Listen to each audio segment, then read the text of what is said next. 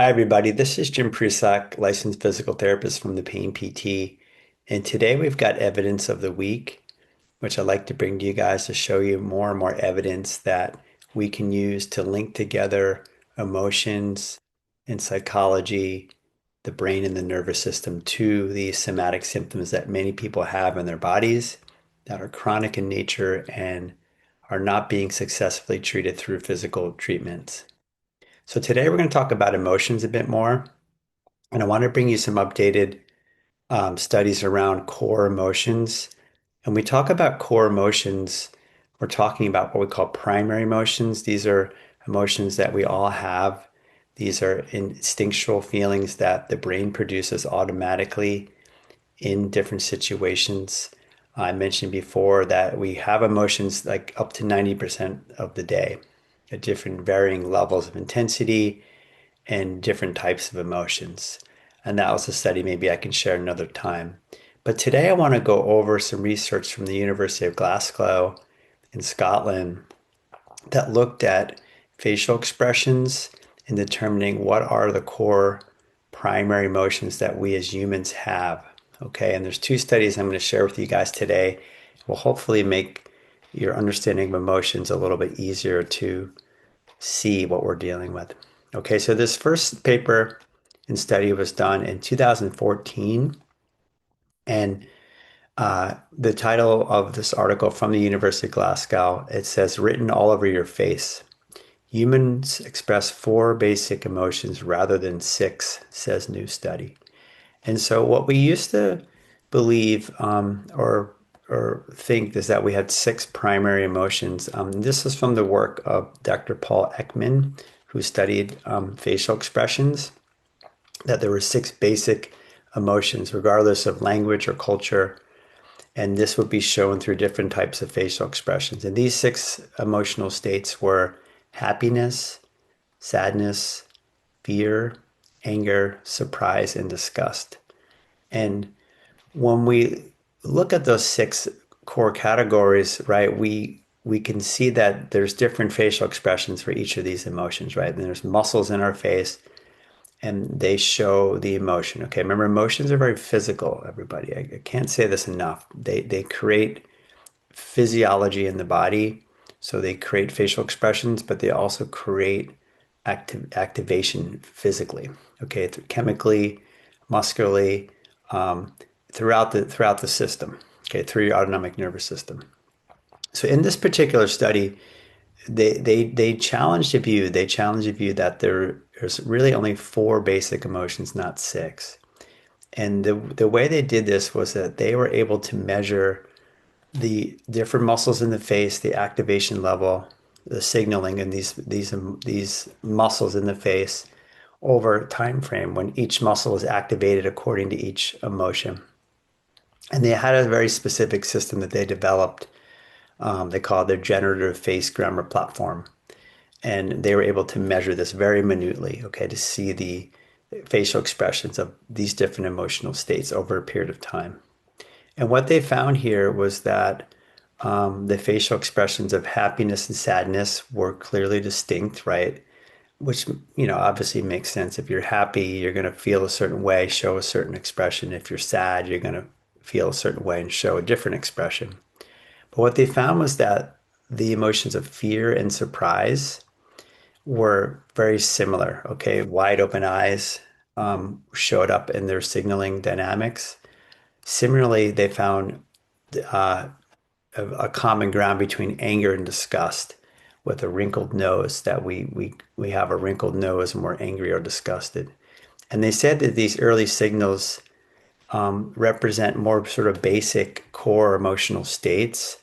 Um, and so that basically disgust is really a form of anger and surprise is a form of fear. Okay, so they removed those two additional emotions that Paul Ekman described and took it down to just four. And the lead researcher here, Rachel Jack, says our results are consistent with evolutionary predictions where signals are designed by both biological and social evolutionary pressures to optimize their function. Okay, so we have this in us, everybody. These are innate emotional states, core emotional states that all of us as humans will have. You cannot stop the production of the emotion. You cannot direct the production of the emotion.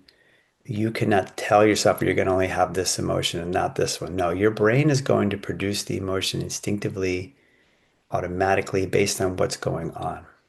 And this is where it gets interesting because, as a lot of us know here, we can also have what's called secondary emotions, which I've talked about before.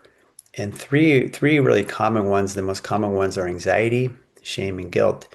And these can come in or be learned as protective functions or secondary emotions to block a primary emotion. Or sometimes we can even have another, what we call primary emotion, come up in us when we're actually feeling another emotion underneath it.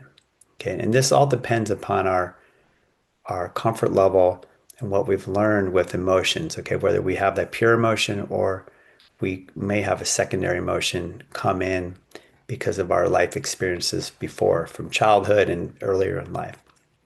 But the key core thing to take from this, everybody, is that there's four primary emotions, which in my mind really simplifies this. Okay, so if you're going to say, what am I feeling emotionally?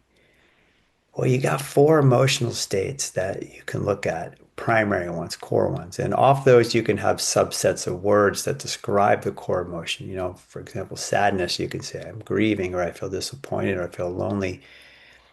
Maybe you're feeling sad, that's a core emotion, or I feel disgusted, or I feel frustrated, or I feel annoyed, or I feel jealous. Well, okay, that's anger, right? So we can go to these core emotions and ask ourselves, what are we feeling? But also link that up to the body, like I've said before, in terms of what are you feeling in the body? Okay, so the symptoms, which are made up of physiological sensations, when they're not structurally related, meaning they're not related to tissue damage, these are emotional stress symptoms in your body. They're emotions activating physically, coming out through these physical symptoms. So, what is it? What emotion or emotions does it represent? And this is the work, everybody, I think we want to really dial into, and that I'm really trying to help people do through sessions, you know, group sessions, individual sessions. So, if you feel like you need some help with this, please reach out because it's really not only a very interesting process, but a vital process for you to be able to get better connection to your emotions. I mentioned before the reasons why we don't have this good connection to emotions. Again, adverse childhood experiences, growing up through trauma, alexithymia, suppression, repression, negative beliefs about these emotions. All these things can contribute to emotional dysregulation. And then us having physical symptoms that we don't connect with emotionally. We think they're physical, but they're not. So these four primary emotions, it's really helpful to think, okay, what am I feeling? You've got four choices. And you know, you can, I saw some people take a multiple choice questionnaire, like, okay, if you don't know, well, am I feeling sad right now? Am I feeling angry? Is this fear that I'm feeling? Am I feeling happiness or joy? Right? And there's subsets of words like peace or relax would be more of a happiness and joy category.